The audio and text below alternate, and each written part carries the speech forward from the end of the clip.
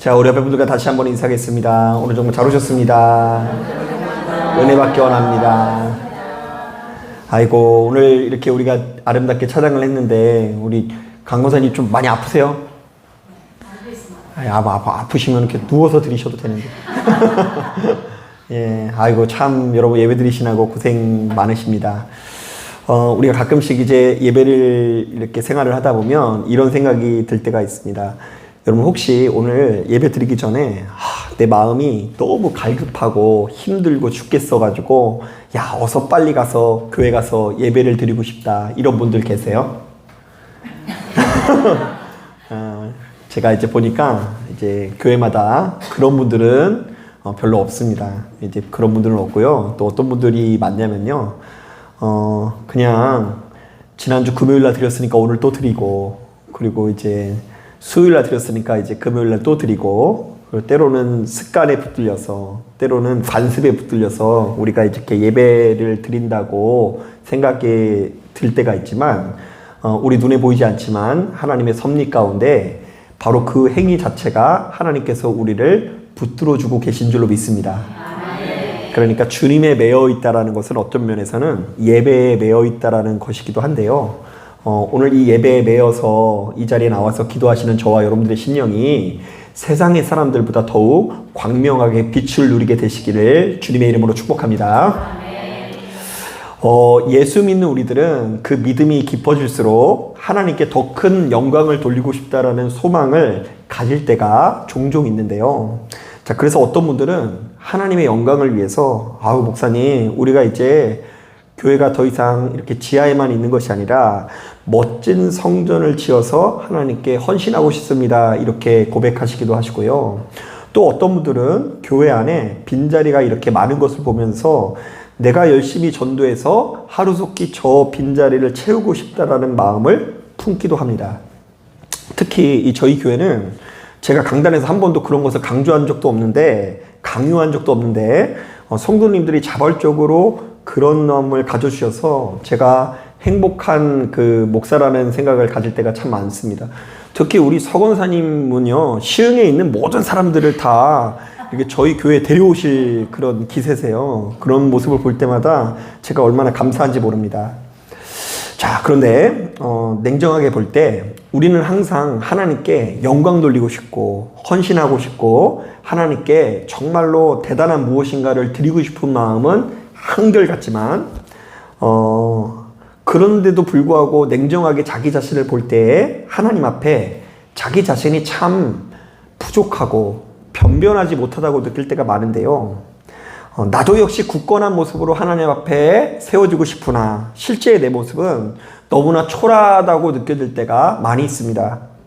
특히 매번 흔들리고 넘어질 뿐더러 늘상 같은 죄를 반복해서 짓고 있는 나를 볼 때에 정말로 미워요, 안 미워요? 용서를 구하는 것도 한두 번이지. 하다가 하나님, 내가 절대로 안 하겠습니다라는 말을 한 3번 이상 하게 되면 나 같은 사람은 기도할 자격이 없다고 이 자책을 하는 경우도 많이 있습니다. 자, 이것은 저도 역시 마찬가지인데요. 하나님께서 나를 목사로 세우셨는데 때때로 나 자신의 모습이 얼마나 초라하게 느껴지는지 마음속 깊은 곳에서부터 부끄러움이 몰려올 때가 참 많습니다. 그래서 이제 말할 수 없는 통곡으로 하나님께 그렇게 기도할 때가 참 많아요. 하나님, 나같이 이렇게 부족한 목사가 없는 것 같습니다. 하나님, 내가 이 자리에 서서 이렇게 말씀을 전할 자격이 없는데 지금 이 자리에 서 있는 것 자체가 너무 부끄럽습니다. 이렇게 기도할 때가 참 많습니다. 자, 오늘 우리가 읽은 본문은 바로 그런 마음들로 인해서 하나님의 얼굴을 바라보기가 부끄럽고 민망한 이들에게 너무나 큰 위로가 되는 말씀입니다. 자, 말씀을 보니까 주인공이 누구인 것 같아요? 삭개오라는 사람이 나오는데요. 자, 그런데 이 사람의 이름이 얼마나 특별한지 모릅니다. 자, 이스라엘에서는 우리나라와 마찬가지로 부모가 자녀들을 향한 기대와 희망을 담아서 이름을 지어주는데, 삭개오라는 이름의 뜻은 정결한 자라는 뜻입니다. 그러니까 이 사람은 깨끗한 사람, 정결한 사람이라는 뜻이에요. 자, 그의 부모가 어떤 사람인지 모르겠으나 삭개오를 낳으면서 그가 하나님 앞에서나 사람 앞에서 어떤 사람이 되길 원했다고요? 정결한 사람이 되길 원하는 기대를 가지고 그의 이름을 삭개오라고 지은 것 같아요. 자, 그러나 그의 부모의 기대와는 달리 삭개오는 도리어 이스라엘 안에서 가장 더럽고 천대맞는 일을 하게 되는데요. 19장 2절을 보니까 여리고 지역을 총괄하는 세리들의 장이었다라고 말합니다. 자, 사실 당시만 하더라도 이 세리는 이스라엘 안에서 가장 더럽고 비도덕적인 직업으로 손꼽혔는데요. 왜냐하면 이 세리는 로마의 하청을 받아 이스라엘 백성에게 세금을 징수하는 역할을 감당했기 때문입니다. 자, 그런데 여러분들이 생각할 때는 이 세리들이 정정당당하게 세금을 걷었을 것 같아요? 아니면 조금 더 붙여서 걷었을 것 같아요? 당연한 거 아니겠어요? 이거 100원 받으면 이득이 안 돼요. 150원, 160원을 받아야지 자기 이제 배를 불릴 수 있는 것 아니겠습니까? 그래서 항상 더 많은 세금을 붙여가지고 이스라엘을 착취했는데요. 그렇다 보니 세리는 이스라엘 사회 안에서 더러운 자로 여겨지고요. 심지어 많은 가게들마다 이런 문구를 붙여놓았다고 합니다. 창녀와 개와 세리는 이 가게에 들어올 수 없다. 자, 그러니까 이 세리는 어느 정도의 위치에 있다고요? 창기들과 개의 위치에 있었다는 거예요. 자, 그렇기 때문에 이렇게 악덕한 세리들의 대장인 삭개오는 예수께서 자신의 마을에 오셨다는 소식을 듣고도 그분께 나아가요, 못 나가요? 나아가지 못합니다. 자, 다만 4절을 보니까 뽕나무에 올라서 저 멀리 계신 주님을 그저 바라만 보았다고 하는데요. 자, 우리 다 같이 4절 말씀 같이 한번 읽어보겠습니다. 시작. 앞으로 달려가서 보기 위하여 돌 무화과 나무에 올라가니 이는 예수께서 그리로 지나가시게 되밀어라. 자, 삭개오는 예수를 만나고 싶으나 만나지 못하고 다만 어디에 올라갔다고요? 예, 돌 무화과 나무에 올라가 예수를 바라보았다고 합니다. 자, 그런데 저는 바로 이 말씀을 묵상하는데 바로 이 모습이 어쩌면 오늘날 이 시대를 살아가는 우리들의 모습일 수도 있겠다라는 생각이 듭니다. 다 엄연히 따졌을 때 오늘날 우리도 역시 차마 고개를 들지 못할 정도로 면목이 없어서 주님께 좀처럼 나아가지 못할 수 있는데요. 어쩌면 지금 이 자리에 참석한 저와 여러분들이야말로 또 하나의 삭개오일 수 있다라는 생각이 듭니다. 자, 그러나 본문을 묵상해 보니 주님께서는 얼마나 자비로우신지 모릅니다. 흠 많고 점 많은 삭개오를 어떻게 대우했다고 하시죠? 우리 다 같이 19장 5절 말씀 같이 한번 읽어보겠습니다. 시작. 예수께서 그곳에 이르사 쳐다보시고 이르시되 삭개오야 속히 내려오라. 내가 오늘 내 집에 유하여야 하겠다. 자, 삭개오는 당시 시대 가운데 가장 큰 죄인이었습니다. 당시만 하더라도 가는 식당마다 창녀들과 개와 세리는 출입할 수 없다라는 문구가 곳곳에 쓰여 있었습니다. 자, 그러면 세리라고 하면 모든 사람들이 고개를 젓고 있는 그 순간에 그럼에도 불구하고 주님께서는 삭개오가 우리 주님을 보고자 하였을 때 남몰래 돌무화과 나무에 올라갔을 때에 그 삭개오를 외면치 않으시고 친구가 되어 주셨다라는 것입니다. 자, 그러면서 뭐라고 말씀하십니까? 삭개오야, 내가 오늘 너의 집에서 자고 가야 하겠다. 자, 저는 오늘날 이 시대를 살아가는 우리 성도님들의 심령에 바로 이 장면이 새겨지길 바랍니다. 예수 믿는 우리들은 주님께서 우리를 얼마나 아끼고 사랑하시는지 또한 우리를 얼마나 소중히 여기시는지를 알아야 하는데요.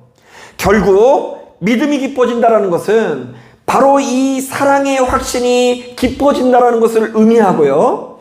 우리가 이 사랑의 능력에 더 깊이 의지하는 인생이 되었다는 의미가 있습니다.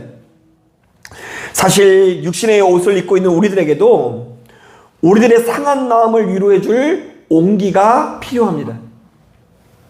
자, 또한 우리 모두는 바로 그 온기를 향해서 나름대로의 열심을 가지고 있습니다. 자, 우리 한번 따라 보겠습니다. 우리에게도 사랑의 온기가 필요하다. 네. 여러분, 요즘 이 가을을 맞았는데 왠지 마음이 헛헛하고 여러분들 마음이 좀 쌩하게 느껴지는 마음을 가지고 계신 분이 계십니까? 여기는 그런 분이 없나 봐요. 네, 가을 되면 힘들어 하시는 분이 있는데, 자, 그런데 그렇게 헛헛한 것은 가을바람이 차가워서 그런 것이 아니라 지금 여러분들에게 무엇이 필요하기 때문이라고요?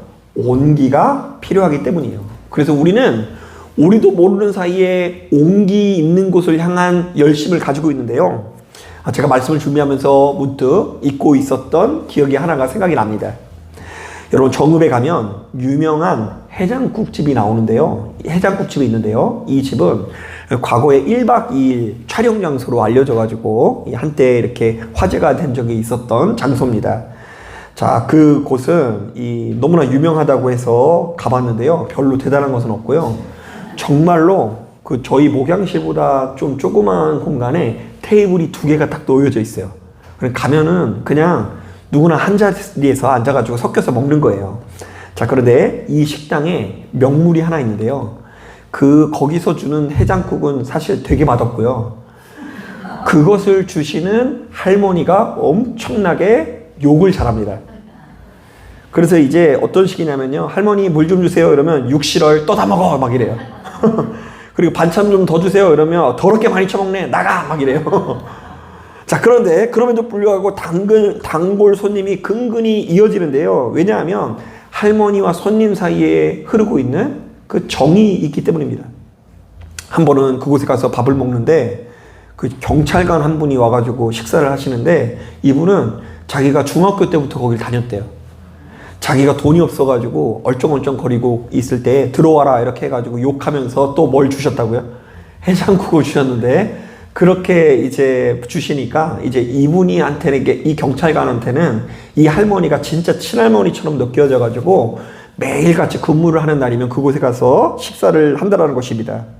자, 그래서 손님들은 오랜 교제 끝에 다소 거친 듯 하지만 끊임없이 퍼주시고 은근한 호의를 베푸시는 할머니의 존재 자체에서 위로를 받기 때문에 그곳을 향한 것이죠. 자, 이것만 보더라도 우리에게는 뭐가 필요하다고요? 온기가 필요한 거예요. 여러분, 한 대기업에서 한동안 광고 목적이긴 하지만 굉장히 뜻깊은 행사를 진행했습니다. 외국에 나와 있는 유학생들을 대상으로 한국 음식을 무료로 시식할 수 있는 기회를 준다고 해서 밥을 먹게 합니다. 자, 그런데 그 유학생은 음식을 먹다가 깜짝 놀랍니다. 왠지 모르게 음식은 굉장히 익숙한 맛이기 때문입니다. 이거 맛있는데 이거 도대체 뭐지? 고민하고 있는데 알고 보니 이 음식은 그 학생의 부모님께서 국내에서 차리신 음식을 꽁꽁 냉동해가지고 공수해가지고 그 아이에게 준 것이죠.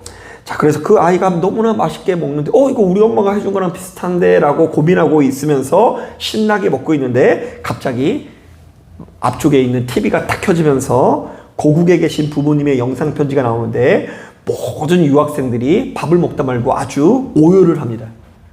그런데 학생들이 한없이 눈물을 쏟으며 식사를 하고 난 이후에 하나같이 말합니다. 마음속 깊은 곳에서 위로가 되고 큰 힘을 얻었다고. 자, 여러분, 이 학생들이 만리타양에서 어머니가 해주신 이 음식을 먹고 힘을 얻은 이유가 무엇일까요? 그 학생들이 먹은 음식에는 미국 샌드위치에는 없는 이 대단한 영양소가 있어가지고 힘이 난 걸까요? 전혀 그렇지 않습니다. 바로 그 음식에 담긴 어머니의 사랑으로 힘을 얻은 것입니다. 제가 요즘에는 이런 얘기를 하면 안 된다고 하더라고요. 왜냐면 엄마가 밥을 잘 안 차려줘가지고 오빠가 해주는 맛이 별로 없어가지고 요즘에는 하면 안 된다고 하는데 그때만 하더라도 한 10여 년 전이라 이런 이제 캠페인이 통한 거죠. 여러분, 우리 모두에게는 바로 이렇듯 온기가 필요합니다. 그래서 여러분들의 인생 가운데 여러분도 모르는 사이에 여러 경로와 여러 부분에 걸쳐서 온기가 쏟아지지 못하는 인생이 되어져 있다고 한다면 여러분들은 참 인생이 고달프고 힘겨울 거예요. 돈이 없어서 힘겨운 게 아니라 지금 내 인생에 이곳저곳에서 온기가 들어오는 시스템을 맞추지 못해서 우리의 인생이 힘겨워질 수 있다는 것입니다. 여러분, 나 혼자서는 우리는 도무지 살 수가 없고요. 우리의 괴로운 마음을 위로해준 온기가 수시로 찾아왔을 때에 이 냉골과 같은 10년 깊은 곳에 따뜻한 햇살이 돋아나서 다시금 생명을 누릴 수 있는 것입니다. 자, 그런데 바로 이 온기는 사람 사이에서만 비롯되는 것이 아닙니다. 사람이 알 수도 없고 채워줄 수도 없는 영적인 영역에서의 온기도 필요한데요. 성경은 주님께서 바로 그 온기를 채워주시는 분이라고 증언합니다. 자, 그렇다면 우리 주님께서 우리의 온기를 채워주시는 분이라는 것을 고백하시는 분들은 바로 한 가지를 기억해야 되는데요. 자, 사랑하는 여러분, 하나님께서는 여러분들을 아끼고 사랑하십니다. 하나님께서는 여러분들을 자기를 희생해서 대신 죽으실 만큼 존귀히 여기십니다. 여러분, 이것이 가면 갈수록 우리의 마음으로 깊이 새기는 것이 참 어려운 시대가 이제 펼쳐진 것 같아요. 제가 이것의 위력을 한번 느낀 것이 한 번은 이제 있었는데요. 과거에 이제 중고등부 학생들을 데리고 이제 수련회를 간 적이 있는데, 이 삭개오 관련돼 있는 이제 프로그램을 조금 이렇게 한 적이 있습니다.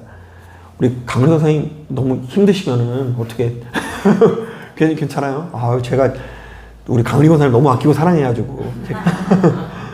근데 이제 중고등부 학생들 데리고 뭘 했냐면요. 얘네들을 이렇게 빙그랗게 돌러 앉은 다음에 이제 연극놀이라고 해가지고 그 의자 위에 한 명씩 다 올라가게 해요. 그럼 이제 걔는 어디 위에 올라간 거예요?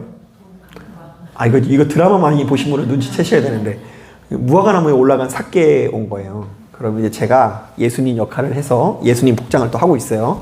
딱 가서 이제 삭개오야 삭개오야 하면서 이렇게 불러주는 게 아니라 그 아이의 이름을 불러주면서 아무개야 아무개야 이리 내려오너라, 너는 지금 행복하니? 이렇게 물어봐요.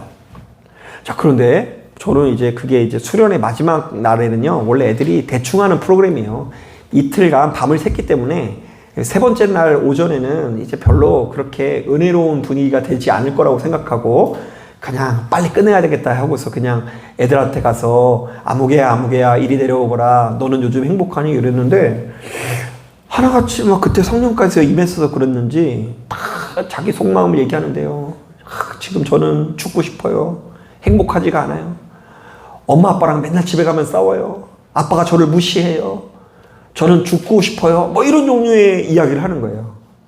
다 하나같이 이 사랑의 관계에 문제가 있어서 씨름하고 있는 아이들인데, 그 아이들이 그런 이야기를 저에게 오픈하는 것도 기적인데, 그때마다 제가 그 아이들을 위해서 기도해 줄 때마다 애들이 눈물을 툭툭 흘리는데, 그때 제가 해줄 수 있는 게 이 얘기밖에 없더라고요. 얘들아, 그럼에도 불구하고 주님께서 너를 사랑한단다.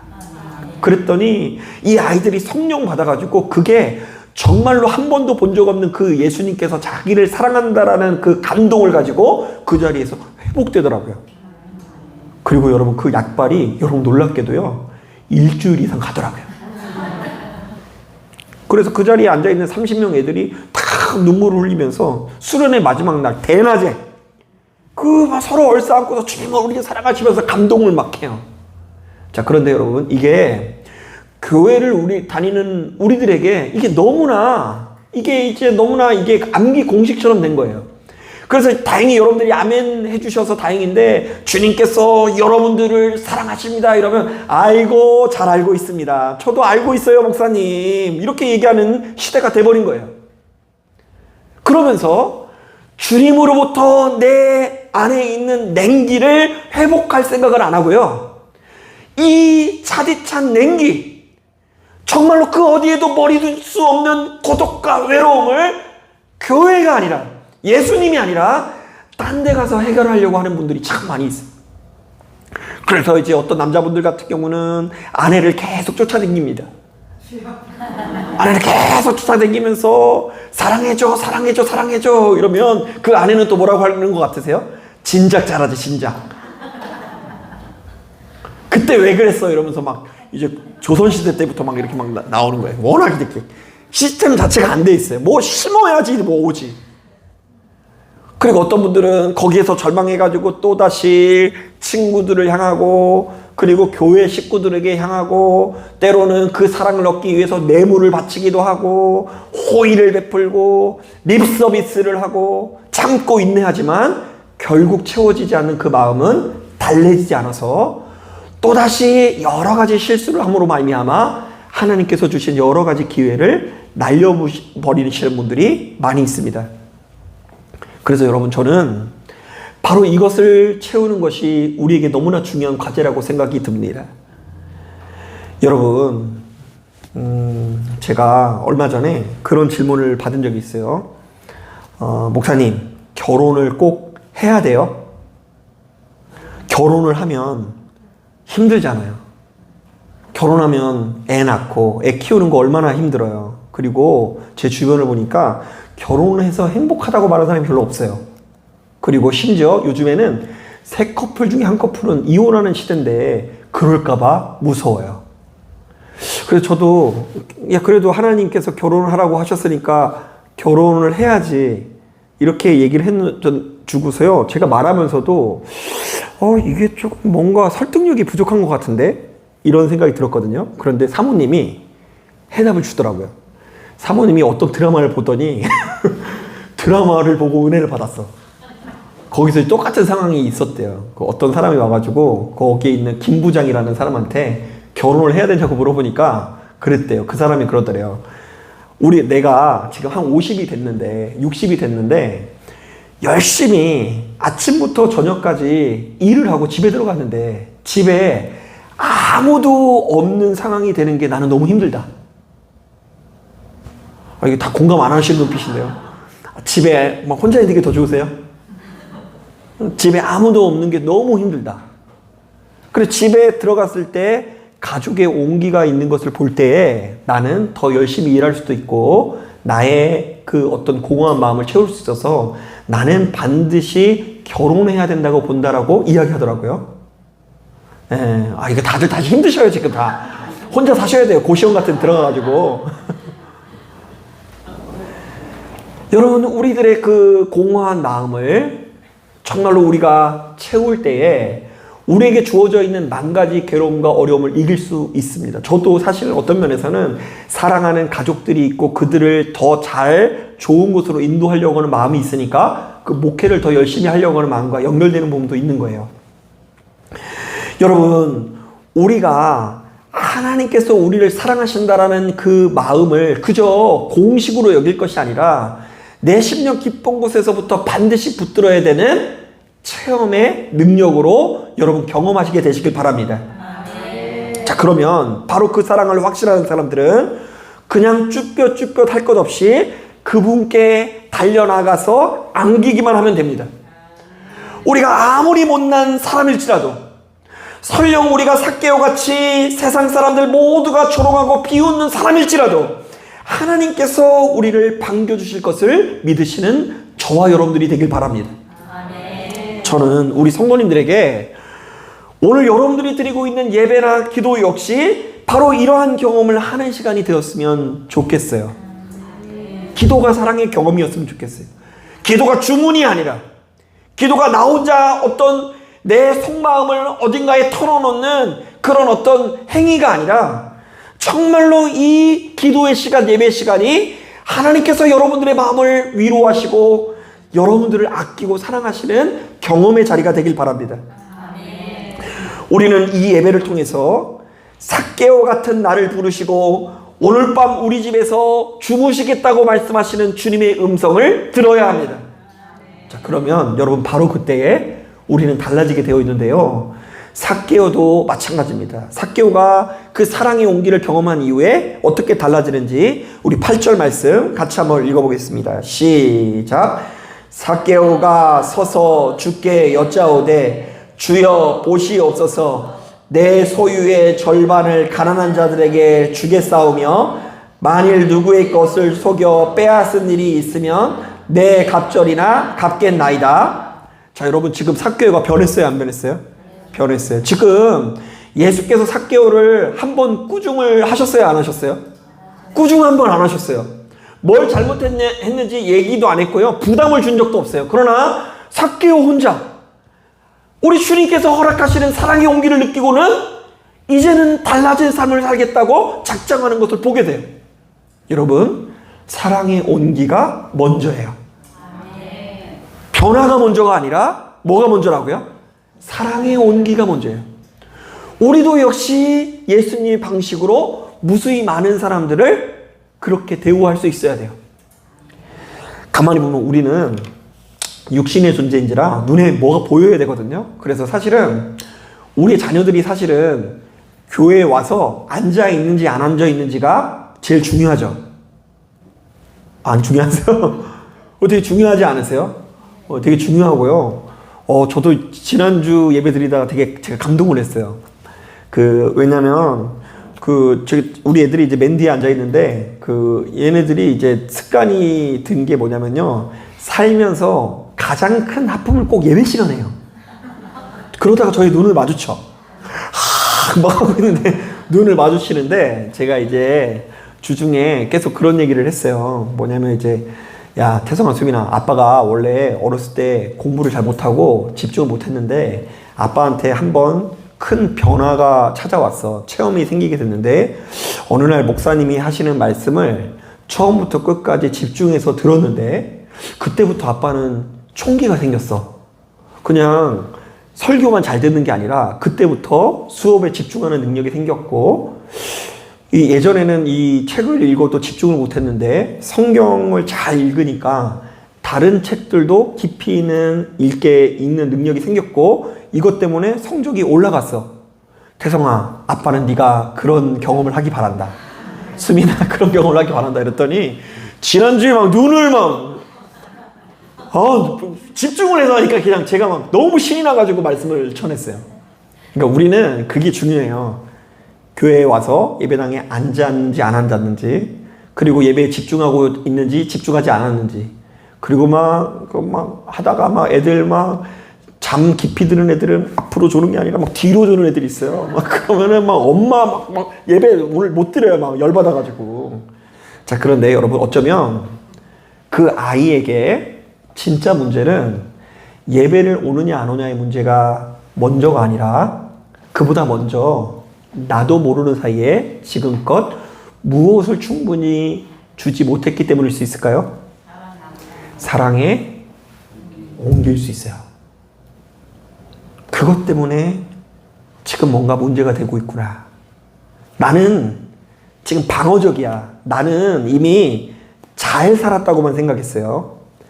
나는 지금껏 문제가 없다고만 생각했어요. 나는 교회를 이끌어갈 정도로 기도를 많이 하는 사람이고, 나는 지금껏 헌신하는 사람이고, 수고하는 사람이고, 교회의 뜰을 밟으면서 정말로 빛된 삶을 산 것 같아요. 그러나 정말 나부터가 하나님께서 나를 얼마나 아끼고 사랑하시는지 이만큼도 모르고, 그 사랑을 가지고 내게 가장 가까운 자녀들조차도, 가족들조차도, 교우들조차도, 친구들조차도 나눠주지 못한 삶을 살아갔던 것이 지금 모든 고통의 원인일 수 있다는 이야기예요.